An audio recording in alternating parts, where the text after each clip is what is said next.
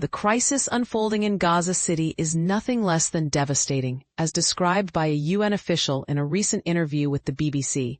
Amidst the ongoing ground offensive, Israeli tanks and troops are pushing deeper into the city for the third consecutive day.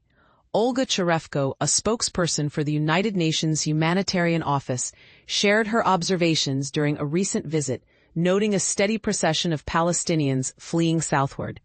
Despite this exodus, an alarming number of civilians, numbering in the hundreds of thousands, remain in Gaza City facing extreme hardship. The World Health Organization, WHO, has expressed grave concern regarding the state of hospitals, which are at risk of collapsing under immense strain caused by ongoing violence and the difficulties in receiving essential medical supplies. According to the Israeli military, their operations are aimed at dismantling what they term terror infrastructure and targeting Hamas militants within Gaza City. Their declared goals include rescuing hostages held by Hamas and neutralizing an estimated 3,000 militants believed to be operating within what they characterize as Hamas's core territory.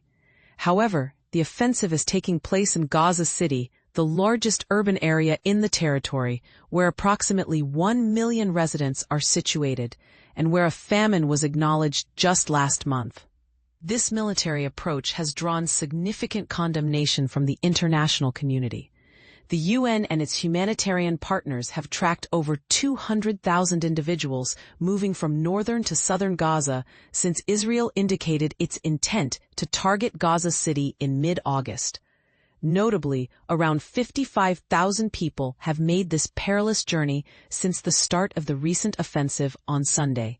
Cherevko, who operates out of the UN Humanitarian Office located in Deir al-Balah, recounted her experience during a 14-hour round-trip journey to Gaza City, revealing the catastrophic conditions she witnessed. She described the scene as a continuous flow of displaced individuals, many of whom were navigating on foot, with only the barest of necessities in tow. Even within Gaza City, places remained overcrowded, with countless civilians trapped inside. During her visit, she reported the alarming proximity of Israeli airstrikes to her convoy, stating that the bombardment was relentless. Witnesses have reported seeing Israeli tanks in various neighborhoods, including Sheikh Radwan in the north and Tal al-Hawa in the south, both of which have experienced heavy shelling. In addition, Israeli forces have detonated vehicles loaded with explosives in these areas, resulting in significant destruction of residential buildings. Local healthcare facilities have noted that at least 14 individuals lost their lives due to Israeli fire across the Gaza Strip on Thursday, including 9 in Gaza City alone. The Israeli military, in a statement, indicated an expansion of its operations, but did not disclose specific movements or strategies.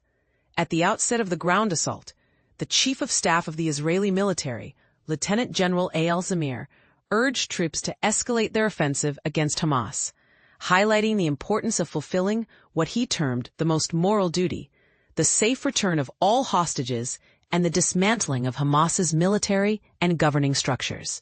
Cherevko cautioned that many individuals are unable to vacate to the so-called humanitarian areas designated by the Israeli military due to the prohibitive costs associated with relocation. She highlighted the financial burden of transporting belongings, stating that for many, the costs are simply unmanageable.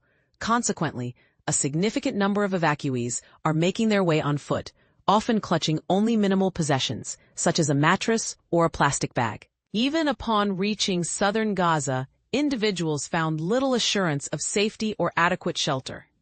Cherevko spoke with numerous people who recently arrived in Deir al-Balah and Khan Yunis, many of whom were left sitting on the streets with nowhere to go, lacking proper housing.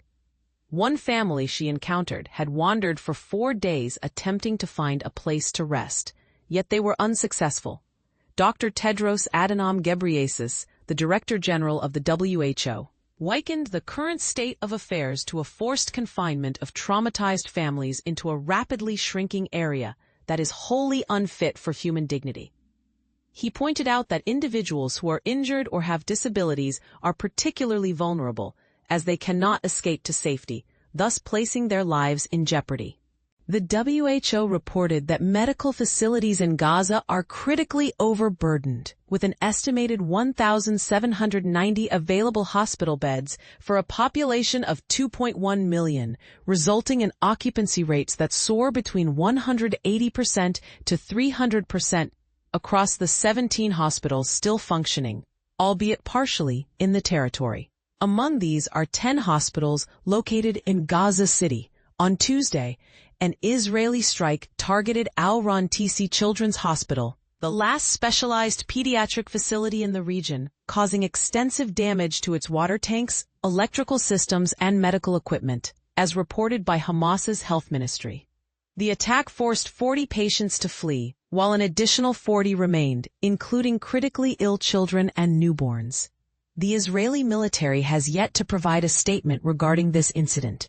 Meanwhile, the UN Population Fund raised alarms about the plight of women who are being compelled to give birth in the open, as they lack access to hospitals, medical professionals, or even clean water.